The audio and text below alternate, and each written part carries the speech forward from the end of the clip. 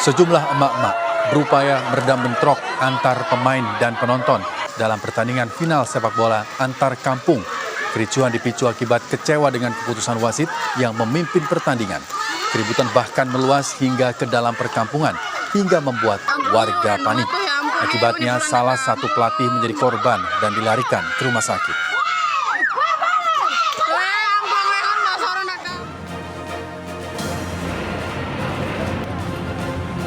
Sebuah kendaraan operasional Satpol PP menabrak sejumlah pengendaraan motor di flyover Tanjung Priok, Jakarta Utara. Satu pengemudi ojek online tewas.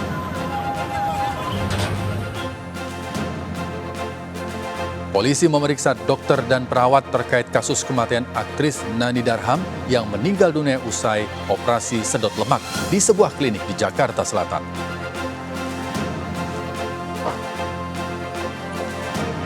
Warga Gaza memanfaatkan masa gencatan senjata 4 hari untuk menengok ke rumah mereka di kawasan Gaza Utara. Namun kedatangan mereka justru ditembaki oleh tentara Israel.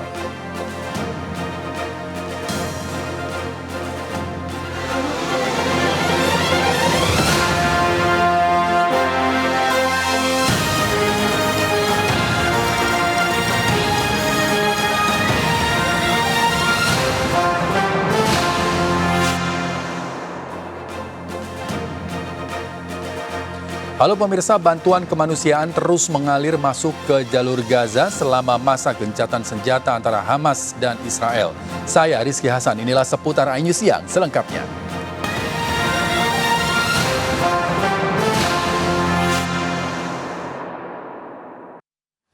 Pemirsa, akibat menerobos lampu merah, seorang ibu pengendara motor tewas setelah bertabrakan dengan pengendara motor lain di Kecamatan Pagadengan, Kabupaten Tangerang, Banten. Anak korban yang datang ke lokasi kejadian histeris setelah melihat jasad ibundanya. Seorang pengendara motor wanita berusia 37 tahun tewas setelah terlibat kecelakaan di Kecamatan Pagadengan, Kabupaten Tangerang, Banten, Jumat sore. Korban menerobos lampu merah dan bertabrakan dengan pengendara motor lain. Kerasnya benturan membuat korban terpental dari motornya dan membentur aspal. Anak korban yang melihat ibunya tergeletak tak bernyawa di tengah jalan histeris dan langsung diterangkan warga. Yang buat lampu merah, belum lampu merah udah masuk aja, mentang-mentang kosong. Gitu. Satu orang yang tewas, Bang? Ya. Bang, di sini sering nggak sih, Bang, kejadian seperti Bang? Apa? Sering nggak kejadian seperti sering nggak? Sering, sini mah sering. Ya, pemerintah sering? Sering. Jenazah korban dilarikan ke RSUD Kabupaten Tangerang untuk diotopsi. Sementara pengendara motor yang selamat diperiksa di Polsek Pagadengan. Dari Kabupaten Tangerang, Aimarani, iNews melaporkan. Polisi masih memeriksa pengemudi kendaraan operasional Satpol PP yang menabrak sejumlah pengendara motor, satu diantaranya tewas di Jalan Layang Yosudarso, Tanjung Priok, Jakarta Utara pada Jumat siang. Korban tewas merupakan pengemudi ojek online yang terpental ke bawah flyover. Dibantu sejumlah warga, petugas mengevakuasi korban kecelakaan maut di Jalan Layang Yosudarso, Tanjung Priok, Jakarta Utara. Kecelakaan terjadi Jumat siang bermula saat sebuah mobil operasional Satpol PP melintas dari Cempaka Putih menuju Tanjung Priok. Saat melintas di atas jembatan Layang Yosudarso, tiba-tiba mobil hilang kendali, lalu menabrak sejumlah pengendara motor. Tabrakan ini menyebabkan 5 pengendara motor dan 1 petugas Satpol PP penumpang mobil operasional terluka. Kecelakaan juga menewaskan seorang pengemudi ojek online yang terpental ke bawah flyover pasca tabrakan. Seluruh korban luka telah dibawa ke Rumah Sakit Umum Koja, Jakarta Utara. Sementara korban tewas dievakuasi ke RSCM. Terdapat 6 korban, 1 meninggal dunia, kemudian 1 luka berat, 4 luka berat. Saat ini untuk korban-korban sudah mendapatkan penanganan medis di rumah sakit. Polisi masih memeriksa pengemudi mobil dinas Satpol PP yang terlibat dalam kecelakaan.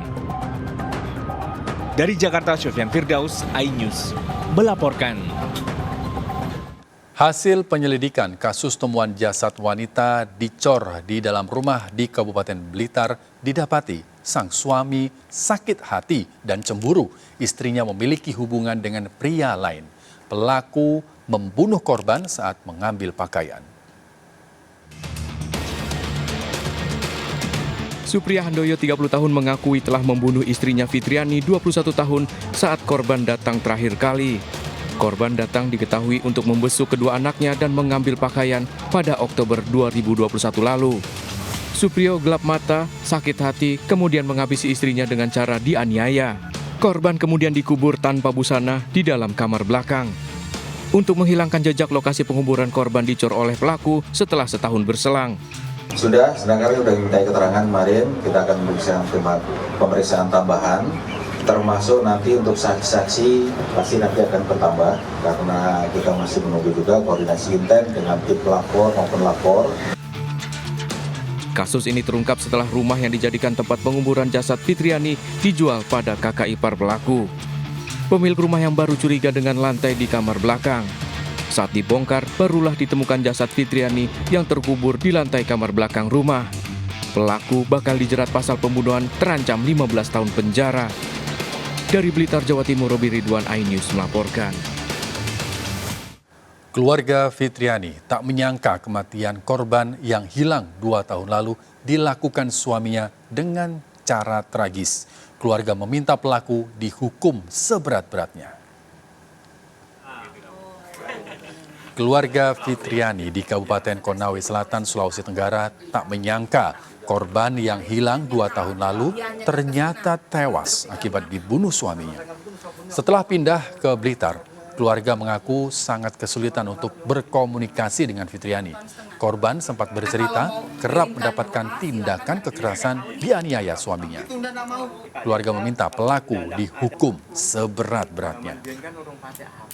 Keluarga Pak mengetahui dibunuh ya terkejut juga, seperti dalam hati seperti tidak percaya begitu kalau suaminya tega begitu, perbuatannya begitu sama istri. Tidak pernah. Pernah bicara sama bapak saya, itu adik saya Fitriani, katanya di sana sering disiksa, dipukuli leher, dipukuli pakai cekik, dipukuli pakai sandal sampai 3 hari 3 malam tidak bisa makan, tidak bisa minum. Pemirsa, tinggal sebatang kara, seorang lansia di kawasan Duri Pulau Gambir ditemukan tewas mengenaskan di halaman rumahnya. Korban ditemukan nyaris tanpa busana. Warga Jalan Petojo Barat 5 Duri Pulau Gambir, Jakarta Pusat gempar dengan tewasnya seorang lansia di dalam rumahnya. Korban ditemukan tak bernyawa di pelataran rumah tua yang dihuninya seorang diri. Saat ditemukan, kondisi tubuh sudah mengeluarkan bau tak sedap dan nyaris tanpa busana di antara tumpukan sampah. Korban diketahui para tetangga tinggal seorang diri dan jarang bersosialisasi. Polisi yang datang langsung melakukan olah TKP dan memeriksa saksi. Korban ini tinggal sendiri atau bagaimana, Bu? Sendiri sih kayaknya, udah bertahun-tahun saya selama di sini sendiri, dia nggak pernah. Belum diketahui penyebab dari tewasnya korban, namun warga menduga kematian korban tak wajar. Jasad korban dievakuasi ke RSCM untuk diotopsi. Dari Jakarta, Rani Sanjaya, iNews melaporkan. Aktris Nani Darham meninggal dunia usai menjalani operasi sedot lemak atau liposuction di sebuah klinik di kawasan Cipete, Jakarta Selatan. Keluarga melaporkan kasus tersebut ke polisi atas dugaan malapraktik. Sejauh ini, 11 orang termasuk dokter dan perawat telah diperiksa.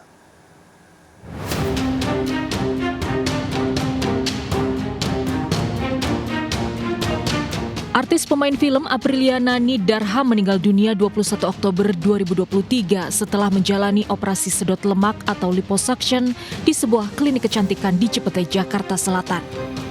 Kondisi Nani Darham tidak stabil pasca operasi sehingga dilarikan ke Rumah Sakit Dr. Sunyoto, Jakarta. Nani Darham dinyatakan meninggal dunia setiba di rumah sakit. Jenazah almarhumah Nani telah dimakamkan diiringi duka mendalam keluarga. Keluarga tidak menyangka pemeran film Air Terjun Pengantin ini meninggal di usia relatif muda, 37 tahun. Merasa ada kejanggalan dan dugaan malpraktik dalam prosedur operasi sedot lemak, keluarga melapor kasus ini ke Polres Jakarta Selatan. Nah itu terus terang saya sedang tidak berada di Jakarta. Saya cuma tahu konfirmasi, oh ya saya confirm mau liposuction, oh gimana, aman, lebih seperti itu saja. Jadi saya tidak tahu kalau ada penambahan proses yang terjadi di tanggal 21, saya tidak tahu ada penambahan dari 2 jam ke 5 jam, itu yang sangat saya sayangkan, kenapa pihak keluarga dibuat tidak mengetahui in the dark ya, dalam artian sampai akhirnya terjadi kemalangan ini. Menurut keluarga, Nani Darham baru 2 bulan melahirkan saat menjalani operasi sedot lemak. Sebelumnya prosedur klinik menyebutkan harus terdapat jeda waktu 6 bulan sebelum korban bisa menjalani operasi sedot lemak. Namun kemudian pihak klinik menyanggupi melakukan prosedur tersebut lebih cepat dengan biaya 300 juta rupiah. Polisi telah memeriksa 11 orang saksi dari pihak klinik termasuk 3 dokter yang menangani dan perawat. Polisi juga telah melakukan olah TKP dan mengumpulkan beberapa barang bukti diantaranya kamera CCTV serta beberapa dokumen. Sendiri sudah diotopsi belum kan? Ya, korban sudah dilakukan otopsi. Kemudian saat ini penyidik masih dalam proses untuk menunggu hasil dari otopsi tersebut. Diotopsi di mana? Di Rumah Sakit Polri. Keluarga hingga kini masih menunggu hasil penyelidikan polisi. Dari Jakarta, Tim Liputan iNews melaporkan. Polisi meringkus komplotan pencuri motor yang telah 20 kali beraksi di Jakarta Barat dan tak pernah gagal. Sementara di Jakarta Timur, 2 pelaku pencurian motor diamuk warga setelah terjebak di gang buntu saat berupaya melarikan diri. 2 orang pria pelaku pencurian motor ini babak belur diamuk warga setelah terjebak di gang buntu saat berupaya kabur. Aksi pelaku kepergok saat akan membawa kabur motor dari dalam garasi rumah di Jalan Ikan Hias, Gang Sarbini, Kramat Jati, Jakarta Timur. Petugas yang tiba di lokasi langsung mengamankan kedua pelaku beserta barang bukti. Itu pelakunya yang ngambil masuk berapa orang? 1 orang masuk, 1 orang nunggu di sana. Ya udah sampai sini, dia udah nyampe sana. Ya udah sampai sini saya teriak-teriak. Langsung warga ngumpul. Larinya ke sana, gangnya buntu. Oh, dia kejebak di gang buntu. Oh, dia bom. Sementara di Jakarta Barat, polisi meringkus 4 orang pelaku pencurian motor yang salah satu pelakunya merupakan anak di bawah umur. Para pelaku ini mengaku telah 20 kali beraksi tanpa gagal. Dari tangan pelaku disita sejumlah motor hasil curian dan barang bukti lain, diantaranya kunci letter T dan pistol mainan. Keempat pelaku kini ditahan di Polsek Kebonjeruk, bakal dijerat pasal pencurian, terancam 7 tahun penjara. Dari Jakarta, tim kontributor iNews melaporkan.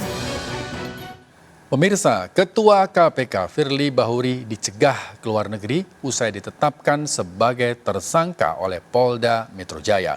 Surat pencekalan sudah dikirimkan di Dirjen Imigrasi Kemenkumham pada Jumat pagi. Polda Metro Jaya mengirimkan permintaan cegah ke luar negeri selama 20 hari terhadap Ketua KPK Firly Bahuri. Surat permintaan cekal dikirimkan ke Dirjen Imigrasi guna kepentingan penyidikan. Sebelumnya Polda Metro Jaya menetapkan Firly sebagai tersangka pemerasan terhadap mantan Menteri Pertanian Syahrul Yassin Limpo. Penerimaan gratifikasi diduga terkait penanganan permasalahan hukum di Kementerian Pertanian dalam kurun waktu 2020 hingga 2023. Penetapan tersangka terhadap Firly Bahuri setelah Polda Metro Jaya memeriksa 91 saksi dan 7 ahli. Penyidik juga telah menyita barang bukti termasuk dokumen penukaran valuta asing senilai 7,4 miliar rupiah. Setelah menetapkan Firly sebagai tersangka, Polda Metro Jaya akan mulai melakukan pemeriksaan saksi dan ahli pada Senin pekan depan. Mulai tanggal 27 November 2023, hari Senin minggu depan, sampai dengan 1 minggu ke depan, penyidik telah mensejulkan atau telah merumuskan rencana penyidikan ataupun giat penyidikan tindak lanjutnya untuk memeriksa saksi-saksi yang telah dilakukan pemeriksaan sebelumnya pada tahap penyidikan sebelum ditetapkannya tersangka, termasuk pemeriksaan terhadap para ahli yang insya Allah akan kita tuntaskan pada. Warga Gaza memanfaatkan masa gencatan senjata 4 hari untuk menengok ke rumah mereka di kawasan Gaza Utara. Namun kedatangan mereka justru ditembaki tentara Israel. Kami akan kembali dengan informasi selengkapnya. Sesaat lagi, tetaplah bersama kami.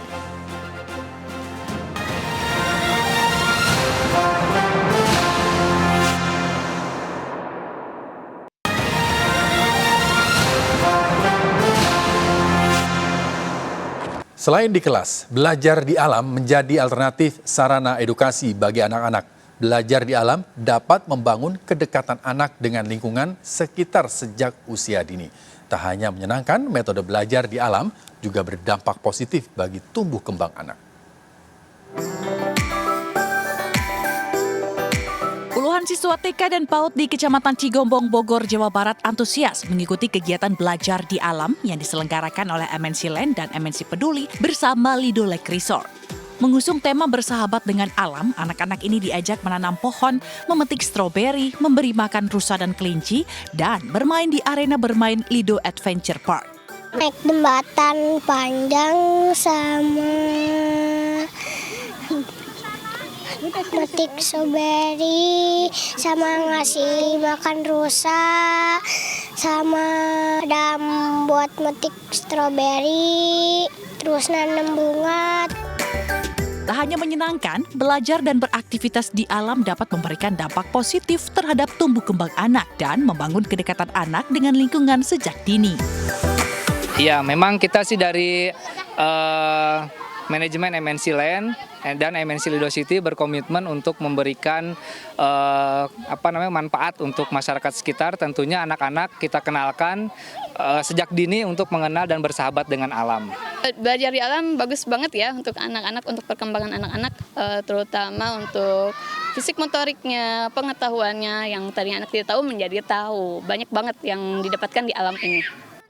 Dengan terus menerapkan program CSR yang berkelanjutan, MNC Land berkomitmen memberikan dampak positif bagi komunitas sekitar dan menjadi agen perubahan yang positif menjaga keberlanjutan dan kesejahteraan masyarakat. Dari Bogor, Jawa Barat, Elsie Casey Khoirudin, iNews melaporkan. Kami akhiri jumpa kita siang hari ini. Saya, Rizky Hasan, bersama tim yang bertugas mengucapkan terima kasih. Tetap semangat dan sampai jumpa.